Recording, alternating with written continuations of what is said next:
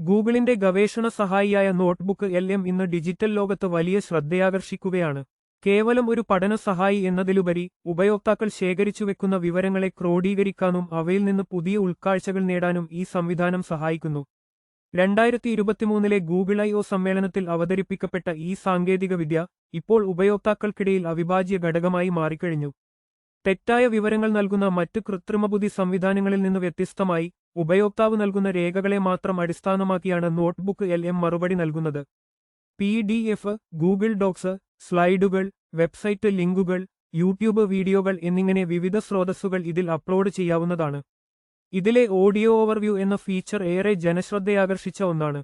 Upload ചെയ്ത വിവരങ്ങളെ രണ്ടുപേർ തമ്മിലുള്ള സംഭാഷണം എന്ന രീതിയിൽ പോഡ്കാസ്റ്റ് രൂപത്തിൽ ഇത് മാറ്റിയെടുക്കുന്നു.